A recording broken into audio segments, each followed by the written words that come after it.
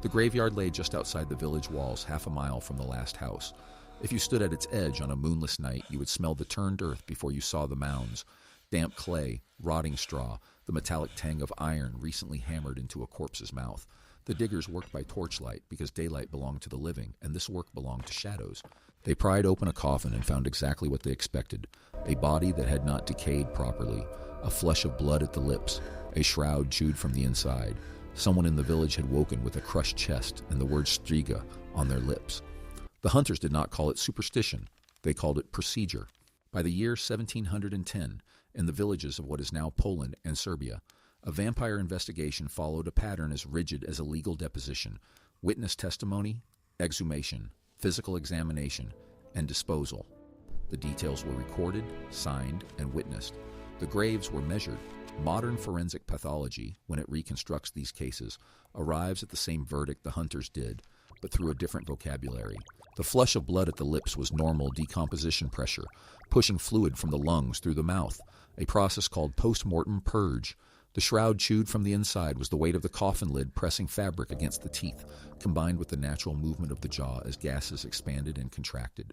The body that refused to decay was simply a corpse buried in soil with the wrong bacterial chemistry: high clay content, low oxygen, cold temperatures, exactly the conditions that produce adipocere, the waxy substance that preserves tissue for decades. Every physical sign the medieval hunters took as proof of a living dead creature is a known, documented, explainable forensic phenomenon. The hunter saw a monster. The science sees a body. But here is the part nobody expects. The hunters were not wrong about everything. They were right about the method, and the method is older than microbiology.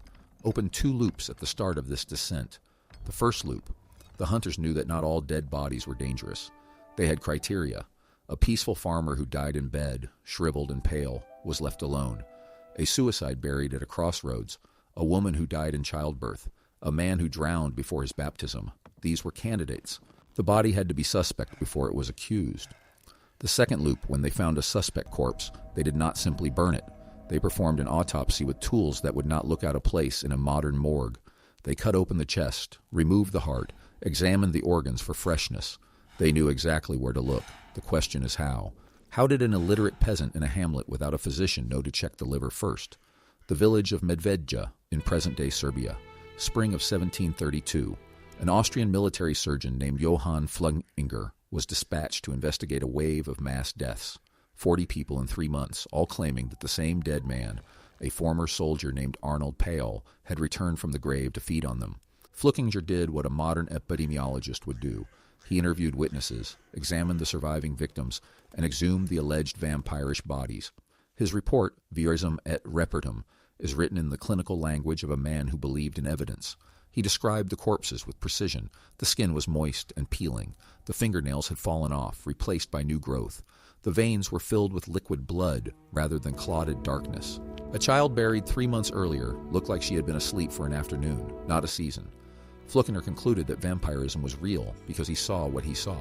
He did not know he was describing the early stages of decomposition and cold, wet soil, stages that mimic life so closely that even the 20th century forensic doctors would call it the gelatinous state of preservation. But the detail that matters most is something Fluginger did not mention in his main findings. He noted that the villagers had already begun performing their own examinations before he arrived.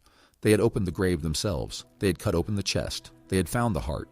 And they had known, without anyone telling them, that it would still be fresh.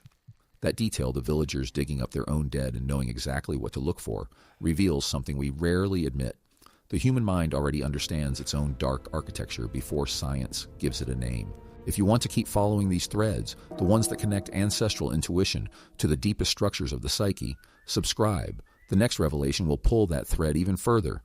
And in the comments, tell me, what's one gut feeling you've had that turned out to be more accurate than any rational explanation? Here's where the psychological machinery begins to reveal itself. The reason a medieval peasant could predict which organs would look fresh months after burial is the same reason a mother can tell when her child is sick before the fever breaks. Humans are pattern recognition machines calibrated over hundreds of thousands of years on the African savanna, and that calibration did not stop at the grave. What the hunters called signs of vampirism were the same signs their ancestors had used to determine if a predator was still alive: warmth, movement, moisture. A body that looked fresh was a body that seemed capable of rising. The brain does not have a category for decomposition. It has a category for alive and a category for dead. When a corpse falls into the gap between them, the brain fills the gap with a predator. The vampire is not a supernatural intruder. The vampire is the fear of the dead refusing to stay dead, which is the fear of death itself refusing to keep its boundaries. If you have ever found yourself staring at a photograph of a mummified body in a museum and felt a small chill that did not match the objective facts of what you were looking at, you have experienced the exact same cognitive reflex that made hunters drive iron stakes through the hearts of plague victims in 1740. It is not superstition. It is not ignorance. It is a survival instinct that evolved to detect threat, not truth. The threat detection system does not care about accuracy. It cares about false negatives. It is better to disinter 1,000 innocent bodies than to miss one vampire. And that calculus, applied over centuries, produced a system of forensic observation that was internally consistent and cross-culturally stable. The disruption comes when you realize that the hunters were not irrational fools. They were rational actors operating on incomplete data, and their rationality produced the same conclusions that a forensic pathologist would reach, but with a different ontology. The pathologist says the blood in the heart is the result of bacterial gas pressure forcing fluid into the chambers post-mortem. The hunter says the blood in the heart is proof the creature drank it while alive. Both are describing the same physical evidence. The difference is the explanatory framework. And the hunter's framework, while technically wrong about the mechanism, was functionally correct about the outcome. When the hunter said this corpse is dangerous, they meant it is dangerous to leave it in the ground, untreated because the disease that killed it is still active in the tissue. They did not know the word pathogen, but they knew the word contagion. They handled a vampire corpse the way a modern biohazard team handles an Ebola victim. They burned it. They disposed of the remains. They sealed the grave. They quarantined the community. The tension escalates when you look at the geography of vampire outbreaks. They cluster in the same regions that experienced bubonic plague outbreaks in the 16th and 17th centuries. The correlation is not coincidental. When a village lost 30% of its population in a single winter, the survivors did not have germ theory to explain the mechanism. They had patterns. They noticed that the dead returned most often when the death rate was highest, and that the families of the recently deceased were the first to fall sick. They built a causal model. The dead rise, they feed on the living die, the dead multiply. The model is wrong about the agent. It is bacteria, not vampires. But the model is correct about the transmission chain. One body plus proximity equals more bodies. The hunter's response, exhumation, examination, and incineration, was the most effective epidemiological intervention available before the invention of the microscope. It worked because it broke the transmission chain. The corpse contained active plague bacteria. Burning it removed the bacterial reservoir. The villagers did not know why it worked, but they knew it worked. Consider the ritual of the iron stake through the heart. It is one of the most enduring images of vampire lore, and it is also one of the most misunderstood. Modern retellings frame it as brute violence against a supernatural enemy. The medieval text is more precise. The stake was not driven to kill. It was driven to pin. The goal was not to destroy the vampire, but to immobilize it, to hold the corpse in place so it could not crawl back up through the soil. And here the forensic reality surfaces again. A body that has undergone saponification, the conversion of body fat into a waxy, soapy substance that resists decay, is remarkably resilient. It does not break down easily. It can remain intact for decades. If a villager exhumed a saponified corpse 40 years after burial and saw that it still had recognizable features, they did not think this is a chemical reaction to an alkaline soil environment. They thought this thing is still alive. The stake was their insurance. It was not magical. It was mechanical. They were tying down a biological anomaly that their worldview could not explain any other way. By the 18th century, the Habsburg monarchy had issued official regulations for vampire investigations. Civil authorities, not priests, conducted the exhumations. Military surgeons recorded the autopsies. The protocols included specific instructions on how to examine the liver, the spleen, the lungs, and the heart. These were not incantations. They were diagnostic procedures. The same century that produced the Enlightenment produced the world's first systematic anti-vampire legislation because the evidence seemed to require it. When a Habsburg military commission visited the village of Hermersdorf in 1755 and found a corpse with fresh skin and fluid blood, they did not call it a hallucination. They wrote a report. They sent it to Vienna. The Empress Maria Theresa herself eventually ordered an end to vampire investigations. not because the phenomenon was disproven, but because the panic was destabilizing agricultural production. The state made a political decision, not a scientific one. The people who had seen the evidence were not convinced the vampires were gone. They were simply told to stop talking about it. So when an empress had to shut down vampire investigations to protect the wheat harvest, you are standing at the exact point where empirical evidence met political panic, and that intersection says more about the limits of reason than any textbook ever will. If you want to keep walking through the hidden architecture of how humans actually make sense of the world, subscribe, because the pattern we are tracking here is not a historical footnote. It is the same logic that governs how we call things impossible today without ever looking at the evidence.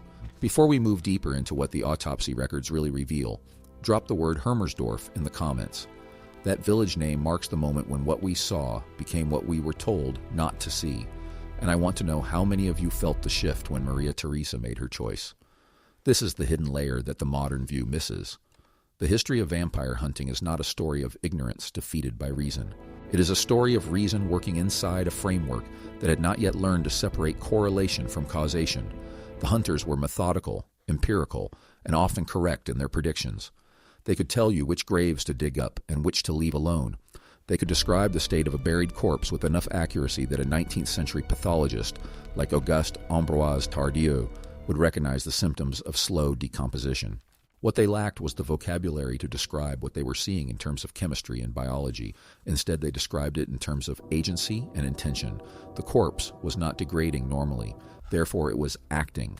The acting was malevolent. The malevolence proved it was a person who refused to die. And that step, the leap from this body is behaving unusually to this body wants to harm me, is the psychological pivot that connects every human culture. It is not unique to medieval Europe. The Chinese Jiangshi, the Filipino Aswang, the Roman Strix, the Norse Draugr, the West African Odds. Every culture has a figure that fits the same pattern, the dead who return to feed. Every culture has a protocol for handling the returning dead. And every protocol contains the same elements that a modern epidemiologist would recognize: isolation, disposal, decontamination. The differences are cosmetic. The underlying logic is identical. If you have ever felt revulsion at the sight of a dead body, a revulsion that goes beyond the visual, that feels almost moral, you are experiencing the ancestral template that the vampire hunters relied on. The revulsion is not a social construct. It is a toxin avoidance reflex recruited from the immune system. The same disgust that makes you recoil from rotting meat makes you recoil from a rotting human body, because the brain evolved to treat all biological decay as a contamination threat. The vampire hunter's revulsion was the same emotion, but it was directed at a different source. They did not know the body was rotting. They saw a body that was not rotting, and that absence of decay triggered a different kind of fear. The body should rot. If it does not, something unnatural is happening. The unnatural thing must be expelled. The emotional logic is seamless. It is also wrong about the natural world because the natural world contains bodies that do not rot quickly, and the hunter had no way to know that. The third self-recognition trigger arrives when you consider the comfort the hunters took in their protocols. They did not act randomly. They followed steps. They checked the liver. They compared the body to the testimony. They recorded the date. They signed the report. These rituals were not merely practical. They were psychological armor. The hunter faced the greatest existential fear of the human species, the dead returning, and they met it with a checklist. The checklist gave them control. The control gave them courage. And that courage was the only thing that allowed them to open a grave at midnight with nothing but an iron bar and a torch.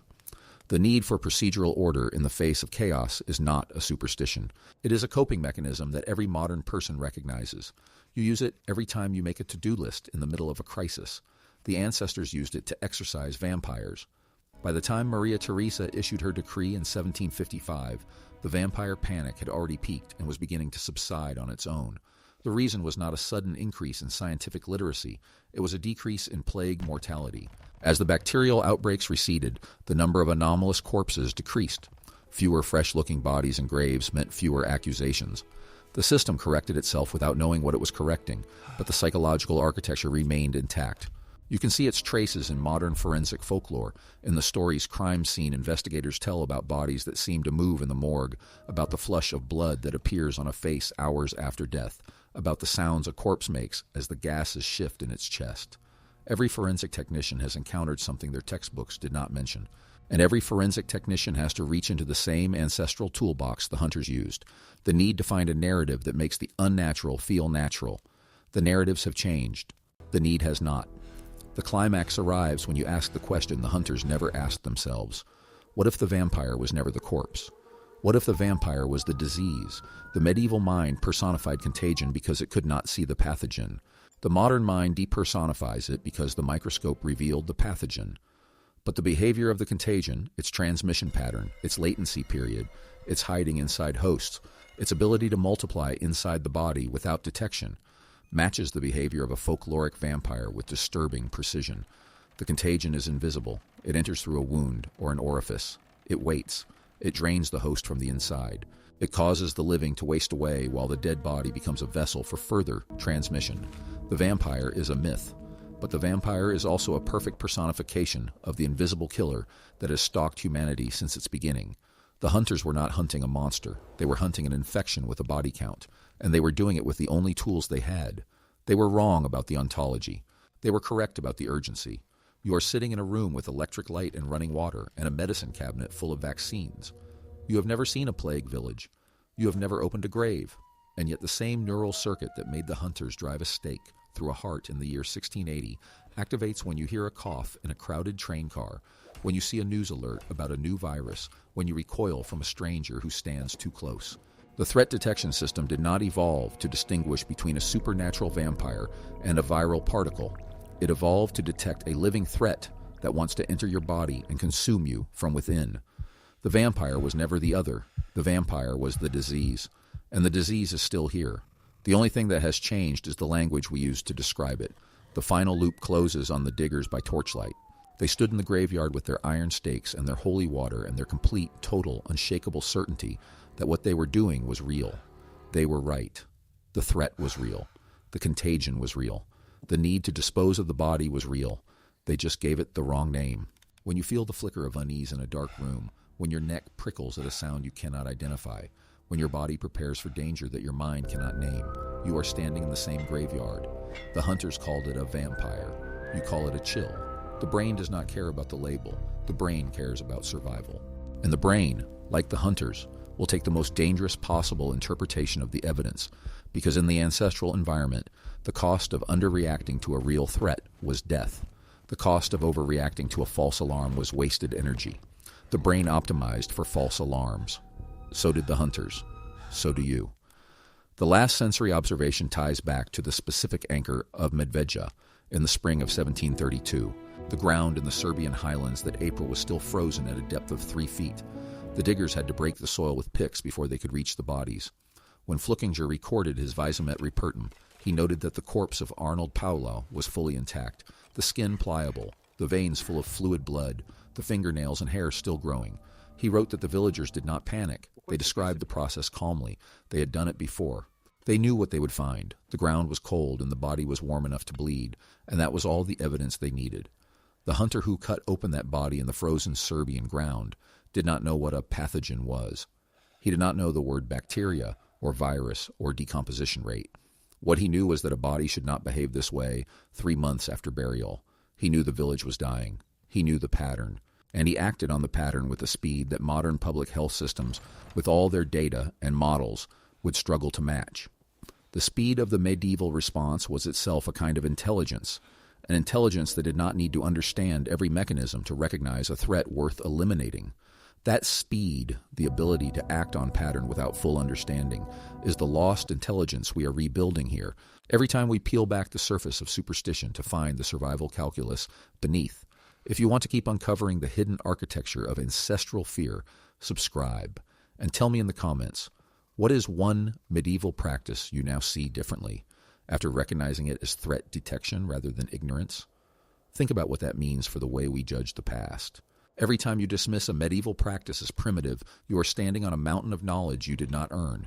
You inherited germ theory. You inherited antiseptic procedure. You inherited vaccines and antibiotics, and the scientific method refined over 3 centuries. The medieval hunter inherited a sharpened iron stake, a memory of the last outbreak, and a brain that had spent 200,000 years learning to read the signs of danger in the natural world. And that brain, unaided by any instrument more powerful than its own pattern, recognition, arrived at a functional solution to a lethal problem. The solution was not elegant. The solution was not humane by modern standards. But the solution worked well enough to keep the population alive until the science caught up. The resilience of the vampire myth across cultures is not evidence that humans are irrational. It is evidence that humans are exquisitely sensitive to the behavior of dead tissue, and that sensitivity is biologically adaptive. A group that ignored the anomalies in the graveyard died of plague. A group that investigated and disposed died in smaller numbers. The hunters passed on their knowledge not through textbooks, but through stories, through the visceral imagery of the stake and the heart and the blood that would not clot. The stories were the data transmission protocol of a pre-literate society. They carried the functional information across generations, warped by narrative but preserved in essence. The monster was the message. The message was the method. The method outlasted the monster. You might ask yourself now whether the modern world has really transcended this logic. When a pandemic touches your city, how do you describe the virus? In the first weeks before the official language solidifies, you reach for metaphors. The virus spreads. It hides. It attacks. It invades. The language is not clinical. The language is military, and the military language is itself a personification. You are treating the virus as an enemy with intent, because that framing is more actionable than a neutral description of molecular mechanics. The medieval hunter reached for the same framing, but he did not have a word for virus. He reached for the closest analog in his vocabulary, the vampire. The vampire attacks. The vampire hides. The vampire invades. The vampire feeds. The vampire multiplies. The vampire is a virus wearing a human face. The unsettling truth that sits at the bottom of this excavation is that the psychological template for the vampire did not come from a misreading of decomposition. It came from a correct reading of predation. Humans evolved as prey. The ancestors who survived were the ones who could detect a predator before it detected them.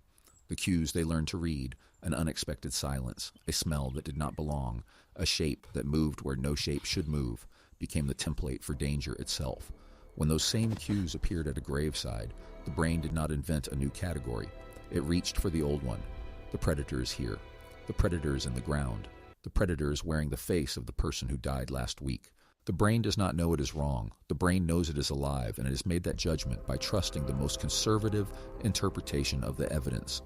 This is the revelation that the hunter in the graveyard could not have. He could not step outside his own perception and see the evolutionary machinery at work. He could only see the body and feel the fear. But you, sitting in your room with the accumulated knowledge of the species behind you, can see both. You can see the body and the fear and the mechanism that connects them. That is the hidden layer. That is the initiation. You now know what the hunters did not know, that the monster was never in the grave. The monster was in the brain. And the brain is still there, right behind your eyes, doing exactly what it did in the graveyard at Medvedja, interpreting every ambiguous signal as a threat, because that is what kept it alive. The body in the ground has been reburied. The science has been explained, but the pattern is still running. It will run as long as there are bodies to bury and brains to fear them. The diggers picked up their tools and walked back to the village. They did not believe they had performed a public health intervention. They believed they had saved their neighbors from a supernatural enemy. They were wrong about the enemy. They were not wrong about the need. And when the next outbreak comes, and it will, because contagion is older than humanity and will outlast it, the people who survive will be the ones who recognize the pattern before they understand it. The hunch will fire before the science arrives. That is the ancestral legacy. That is the gift the hunters left you, buried inside a myth, wrapped in flesh and blood, and the smell of turned earth on a moonless night.